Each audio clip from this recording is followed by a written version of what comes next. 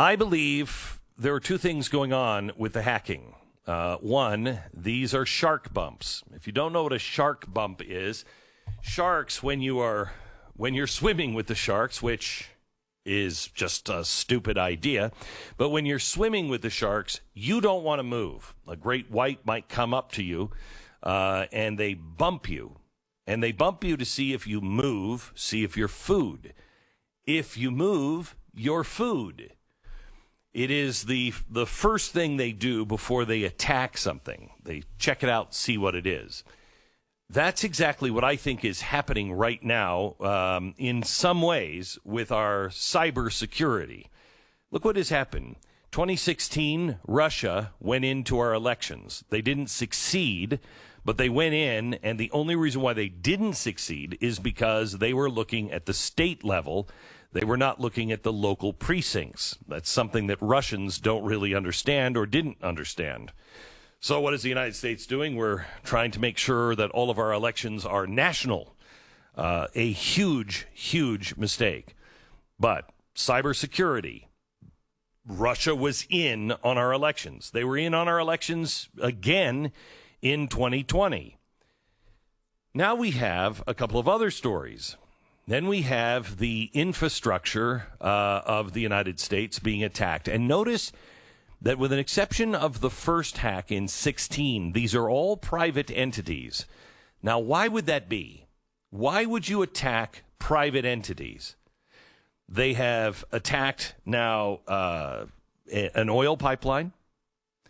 They've attacked our meat facility. The only thing that came close was the New York Subway system. But when they went into the New York Subway system, they didn't cripple it, and they didn't do anything. They just went in, and they had just put in new cameras and these new train cars that were all Chinese, partially owned by the Chinese Communist Party. And New York immediately shut those trains down because they could see someone was inside monitoring and seeing what was going on. They did not hack it. They did not try to stop it, and they didn't hold New York hostage. The only time that we're being held hostage is with private companies. And these private companies are affecting our way of life. These are not small companies. It's not like they're doing what was it? Sony was hacked a few years ago. I don't really care if you hack Sony. I mean, I don't want it to happen, and we should be working to stop all cybercrime like this. But it doesn't affect my life. However, meat does, fuel does.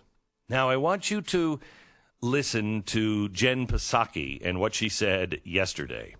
These hackers based in Russia have disrupted American gas supplies and American meat supplies. Mm-hmm. Why do you think that these ransomware attacks have been rising since President Biden took office? Well, first, I would say these are private sector entities who have a responsibility to put in place measures to protect their own cybersecurity. As it relates to why criminal actors are taking actions against private sector entities, I don't think I'm the right one to speak to that. So total coincidence.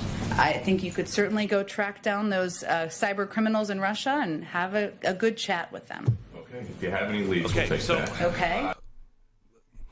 So she's mocking it. But notice what she's doing. She's pointing out private sector. Now, I've never heard a White House do that before. I've never heard the White House hear of an attack on something that is really, truly critical infrastructure. It is private, but it is critical infrastructure. It is a private pipeline. It is a private meat processing company.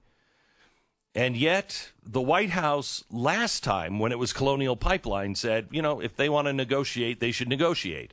Something else I had never heard before.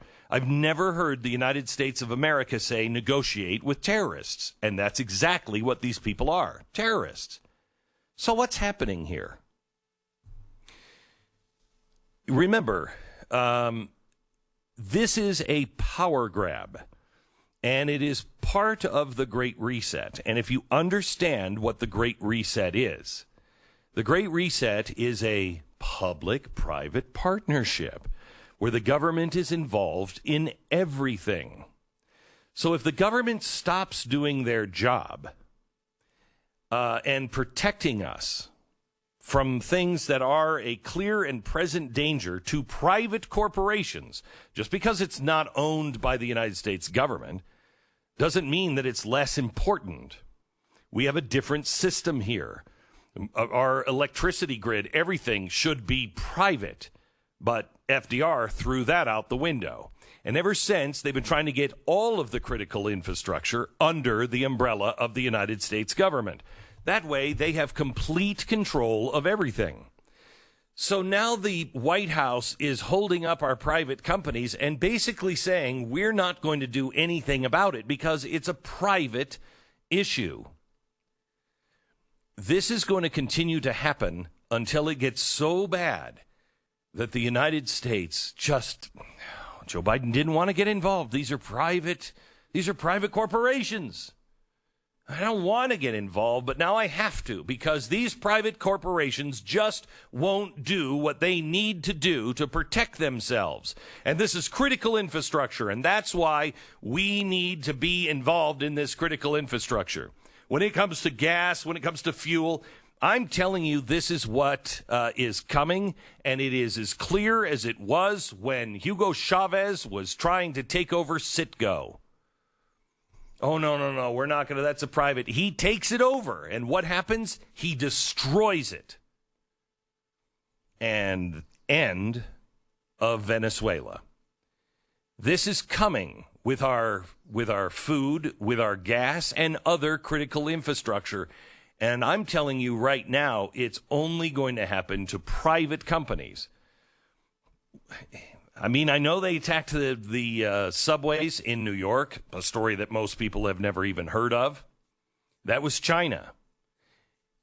But they didn't shut it down, and they didn't hold it hostage. You attack our power grid.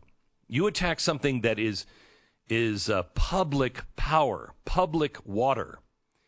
Well, then you start to move into active war. But this is just business. This is just private individuals not doing what they have to do to shore up against these hackers. That's exactly what is happening. We are being set up. The White House refuses to do anything about it. Congress is in the bag. The Senate, the Republicans are so damn busy playing with themselves and talking about, what are we gonna do to compromise on this latest bill, instead of looking at the real issues. The entire country is looking at bogus outrages. Bogus outrages. For instance, let me give you this. Outrage as a fifth grader from New Jersey dresses up as Hitler for school. Now, is this worth the time it took to write? I mean, yeah, it's bad, I guess. But listen to the story.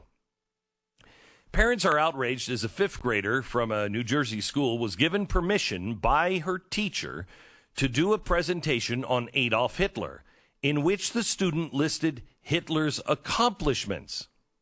Now, this sounds bad, right? Read on. Each student was asked to choose a historic figure to present to the rest of the class. Part of the assignment, the student involved dressed up as the mass-murdering Nazi tyrant and wrote an essay in first person in a somewhat celebratory tone. The essay was then displayed in the school's hallways alongside other students' work. Still sounds bad. The essays include sentences such as, "My belief in anti-Semitism drove me to kill more than 6 million Jews. I was pretty great, wasn't I?" The controversial incident was brought to the attention of the Board of Education by concerned parents who saw the display of all the different historic figures without any context of the nature of the assignment. Here's the context. The incident was then investigated by the Board of Education, at the end of which the board announced it is unfair to judge any student or teacher in this matter because the lesson was in the context of social justice.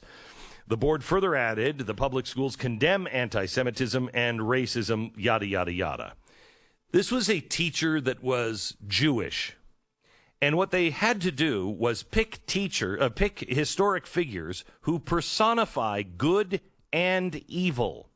The students were asked to both speak as their chosen historic figure, to rationalize their actions as the historic figures might have done, but also point out as the student what these actions were, good or evil. How is this a national outrage? If you want to go on anti-Semitism, let's look at the real outrage. The head of Google Diversity. Google Diversity. Now, Google is a company that is looking to weed out hate. They're running algorithms and working on algorithms to make sure that hate just isn't tolerated. Well, that's great, but how do you define hate? Well, I think the Google Diversity head doesn't really understand hate, because he has posted on his blog that Jews have an insatiable appetite for war and insensitivity to the suffering of others. Now, Google, the one who's controlling speech, the one who is trying to make sure that nobody says anything hateful, the head of diversity says that the Jews have insensitivity to suffering of others and an insatiable appetite for war. Yeah, but did you hear what that fifth grader did in the hallway? We are being led down the wrong road every single day. We have to understand what is important and what is a show. What's happening in our schools with CRT is critical. In fact, anything that's happening in our schools that starts with the word critical is critical, and it has to be stopped.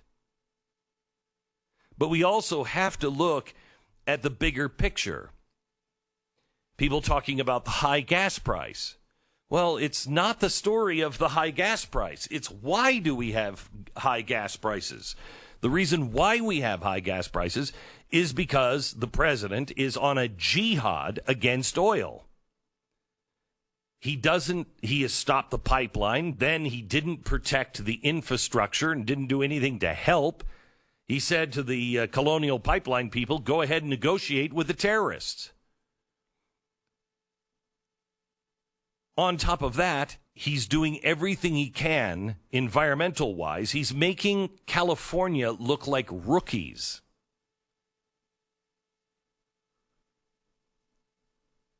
So let's start talking about the why things are happening, why they are happening, because that's the important part. Why was Tony Fauci lying? Why? That's the important part.